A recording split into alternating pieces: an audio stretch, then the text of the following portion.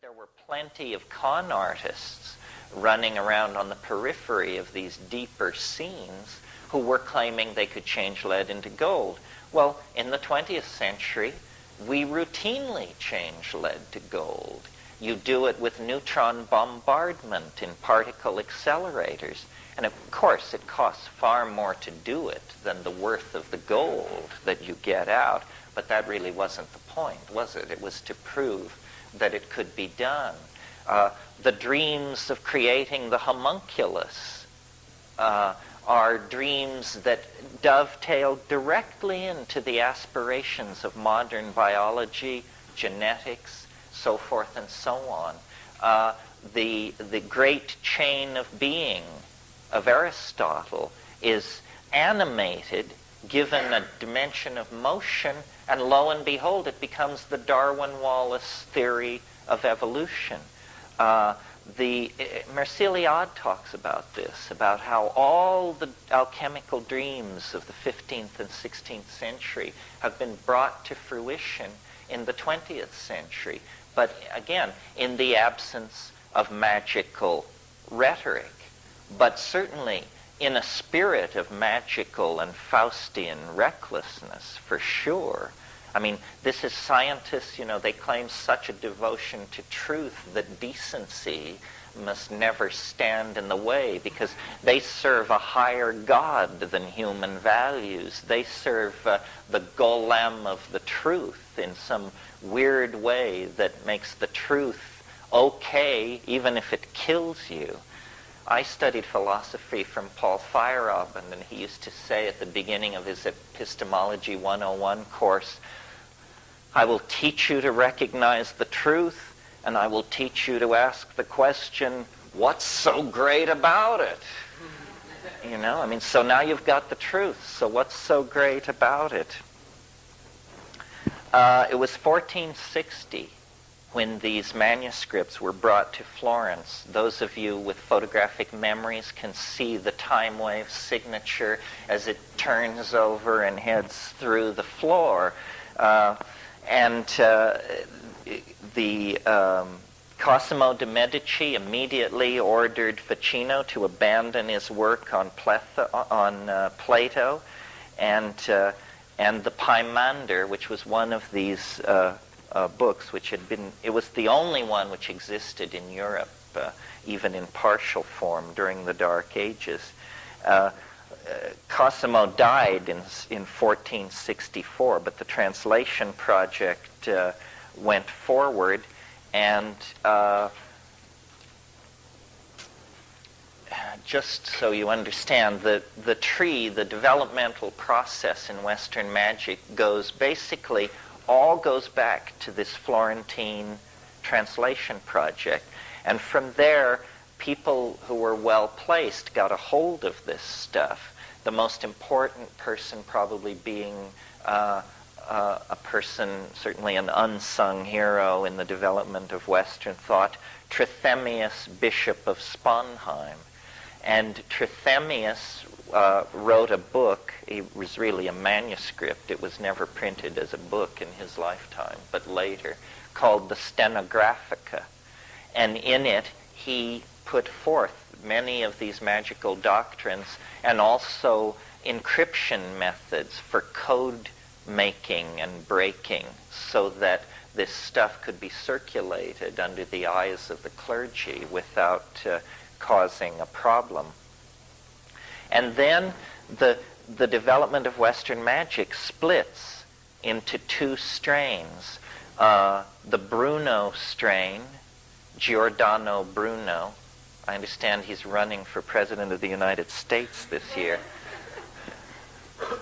Giordano Bruno and his school, he was a Franciscan monk who ended up being burned at the stake.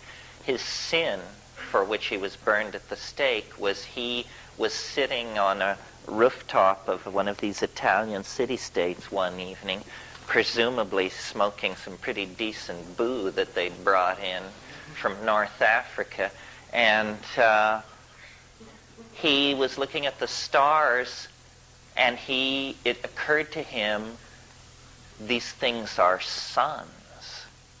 these little points of light are like the sun, Jesus Christ. And in a single moment, the universe became infinite. And he said, if these are suns, and he just, his mind was boggled, literally. I mean, can you imagine inside the medieval worldview where they have these concentric shells of angels and demons and all this? Suddenly this guy gets it in a single moment, and he sees that the universe is infinite, and he begins to say so. And this is against Aristotle. And the church just goes nuts, and they drive him out of Italy, and he has a whole bunch of adventures in England and other places. Eventually he makes the mistake of coming back to a place in northern Italy where he's betrayed by his patron, and he's burned at the stake for a point of view which all of us take quite for granted. The other strain of magic coming down from Trithemius is the D strain.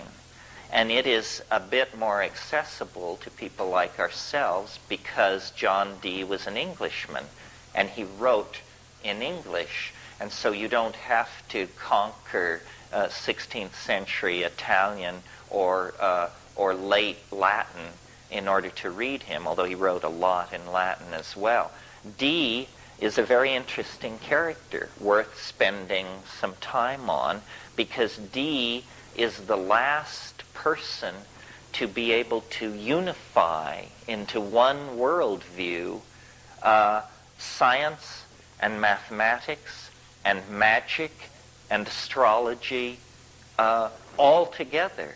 So he is the greatest magician of his age and the greatest scientist of his age. He designed the navigation instruments that Sir Francis Drake used to go around the Cape Horn and sail up the coast of California. He was an intelligence operative serving Queen Elizabeth on the European continent. He could cast the best horoscope in Europe, and that was his entree into these various royal families of these various capital cities of Europe. And then he was, making maps of battlements and of the deployment of wharf facilities and shipbuilding capacity and stuff like that, and sending it all back to Elizabeth in these codes that he had learned from Trithemius, not personally, but from the Stenographica. And Dee, a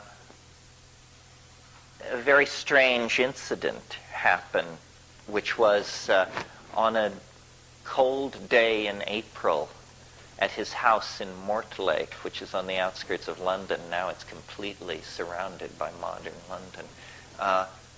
I should say, he had the largest library in England.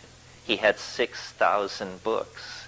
Sir Philip Sidney and the Queen would occasionally call upon him to shoot the bull.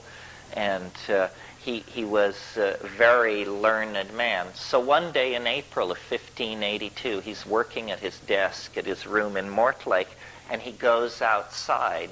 There's some disturbance in the garden, and he goes outside, and his story, and we have only his story, is that an angel descended in a ball of light and gave him an object which is to this day on exhibit in the British Museum. If you ever have a chance, it's worth hunting it down. It's in the Renaissance Hall, and it's a piece of black polished obsidian, roughly about this big and about that thick and very highly polished. He called it the Shew Stone, S-H-E-W. And what the deal was you could look into the Shew Stone if you had the right talent, and it was a magical theater. There were gods and demons and female spirits and all kinds of things swirling around this thing. Well, for the next